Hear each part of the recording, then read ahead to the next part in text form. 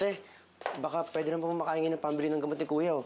Ang taas po kasi yung lagnat niya eh. Aba, kung makahingi ito ng pera, kala mo may pinatago ah. Wala. Gagaling din yung kuya mo, painumin mo lang ng painumin na tubig. Ate! Ano? Mura lang naman yung gamot eh. Baka kasi tumaas yung lagnat niya. Ang kulit mo ah. Sinabi nang walang pera eh. Ha? Huwag kang makulit. May trabaho ba ako? May pagkukunan akong pera ha?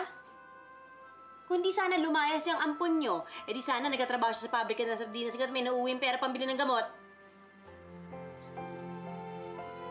Oh. Kaya kuya mo, hindi naman malala yan eh. Nabanggit ko lang yung pangalan ng ampon nyo yan. Gumising na oh. Tingnan mo. Tsaka huwag mo nga ako inaano, ha? Ha? Kulit-kulit mo. Minamalas ako sa'yo. Hindi pa nga ako nakakaupo sa sugalan eh. Minamalas na ako. Pag nanalo ako, bibili ako! Oh?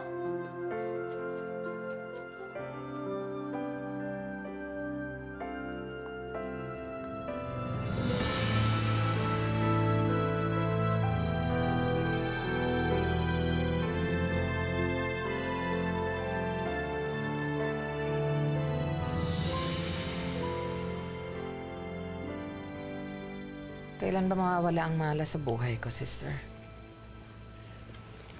Kailan ba ako titigilan yan? Gulong-gulo na ang buhay ko.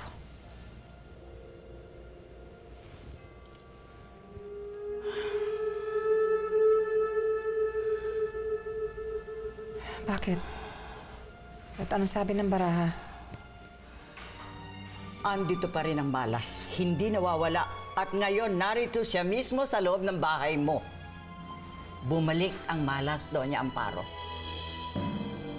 Ikinalulungkot ko. Pero, mas magugulo ang buhay mo.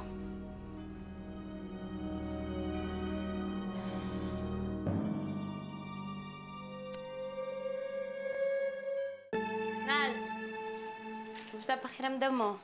Ha? Basta. Mainit ka pa. Bumili ako ng gamot mo. Inumin mo to ha, para bumaba yung lagnat mo. Salamat. Akala ko pababayaan mo na ako eh. Hindi naman. Marami lang talaga akong iniisip. Pasok na! Dito tayo. Dito, ah. Dali. Teka. Sofia! Ano? Bakit? Anong gagawin mo dito? Gagawin mo sugalan ng bahay natin? Ayun lang naman to, Ronald. Wala akong mapapakain sa mga anak mo, kaasa ako sa wala. At saka mabuti na to. Konti lang ang puhunan, pero malaki yung kita ko. Kahit barya, malaki pa rin yun, ha? Pero... Ano?